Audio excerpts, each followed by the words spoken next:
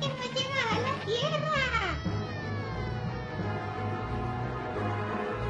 Goliver, quedas a cargo de la nave mientras viajamos a la Tierra. Goliver, iremos en busca de la proporción de Euclides. Relájate, hermano. Tardaremos 3 años luz encontrando al veterano Euclides. No tengo ni la más remota idea de lo que me hablan. Suerte, compas. ¡Ey! ¡Dispáranos con el humanoide para convertirnos en niños en la Tierra!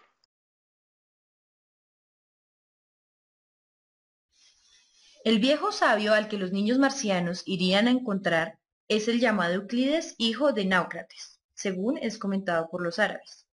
Su mayor reconocimiento se le concede por la recopilación de obras de sus antecesores, como Tales, Pitágoras, Hipócrates, Demócrito, Arquitas, entre otros. Y sobre todo los de la Academia de Atenas, Teteto, Eudoxo, Meneco, Dinostrato, entre otros, que bajo la dirección matemática y filosófica platónica realizaron el llamado milagro griego en matemáticas. A Euclides le cabe el inmenso mérito de la ordenación y sistematización de la geometría griega elemental, la cual es llamada los elementos.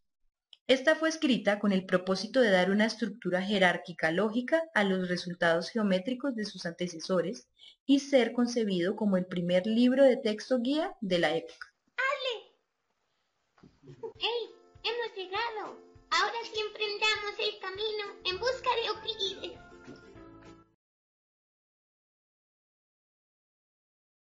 Por fin llegamos. Y este humanizador es de los mejores. Aunque nuestras voces están raras. Sí, pero corramos a buscar a Euclides. En definitiva, lo que es afirmado sin prueba, puede ser negado sin prueba. ¿Quién eres tú? Yo, soy el gran Euclides. Euclides, el padre de la geometría. Sí, algunos me llaman así. Compañeros, lo encontré por fin. Mírenlo, es él. Oh Euclides. Llevamos mucho tiempo buscándote. ¿Y qué quieren de mí? Si soy solo un pobre viejo. Hemos oído mucho de ti, y queremos que nos cuentes de tus trabajos de proporción. Bueno, ¿y qué quieren saber de mis proporciones? Primero cuéntanos qué otros temas has tratado en tus trabajos. Bueno, siéntense para empezar. Uy. ¿Por dónde empiezo? Ya sé. Obras de Euclides, los elementos. Este tratado es un conjunto de definiciones, postulados o axiomas y proposiciones que derivan en teoremas y construcciones para elaborar pruebas matemáticas de dichas proposiciones. Este abarca 13 libros. Del libro 1 al libro 6 trata sobre geometría plana.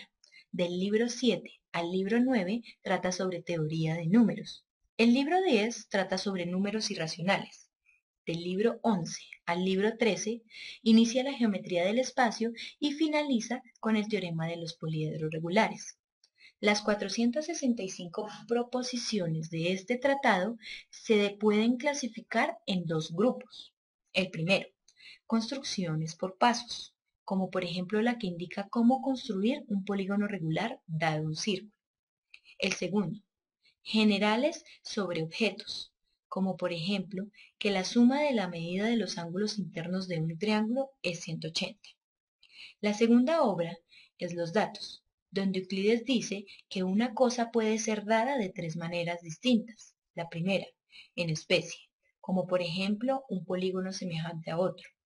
La segunda, en posición, como por ejemplo el punto en común de 2 líneas. La tercera, en magnitud, como por ejemplo un círculo de radio conocido. De las otras obras no se conoce mucho, las cuales son sobre lugares superficiales, sobre secciones cónicas, sobre la división de las figuras, porismas, sofismas, óptica y catóptica. Has hecho muchas cosas interesantes, pero me gustaría saber más sobre proporciones. Vamos a la escuela, allá nos podrás explicar mucho mejor. Sí, vamos Euclides. Bueno, vamos a la escuela.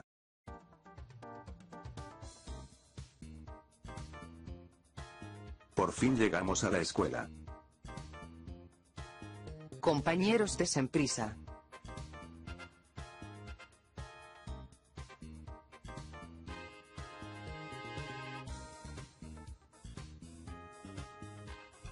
No me dejen, esperen.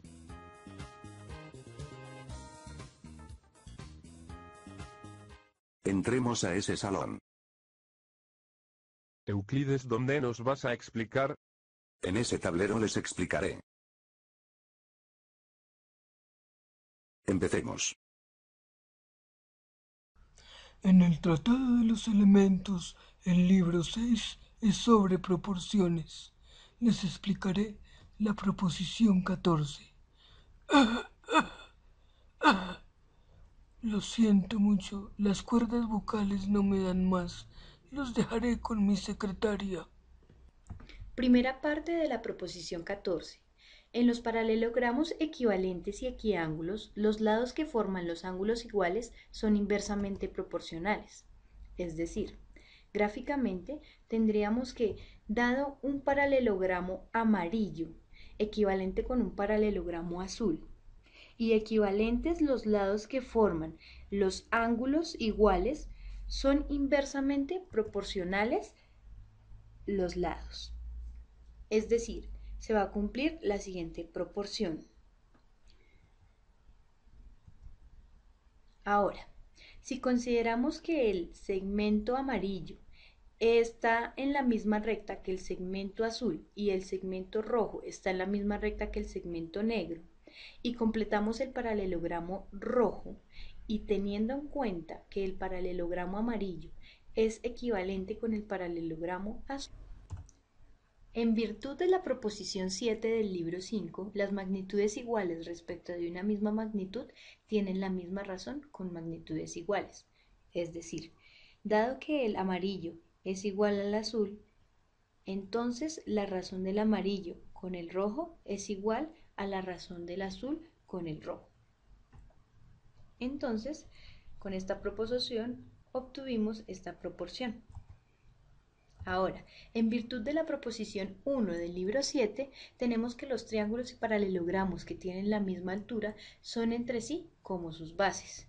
Luego, como tenemos que el paralelogramo amarillo con el paralelogramo rojo tienen la misma altura por estar entre paralelas, y el paralelogramo rojo con el paralelogramo azul tienen la misma altura por estar también entre paralelas, entonces vamos a tener que el rojo es al negro como el amarillo es al azul.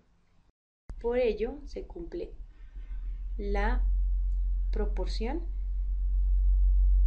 inversa. Parte 2 de la proposición 14 del libro 6 de los elementos. Los paralelogramos equiángulos que tienen inversamente proporcionales los lados que forman los ángulos iguales son equivalentes.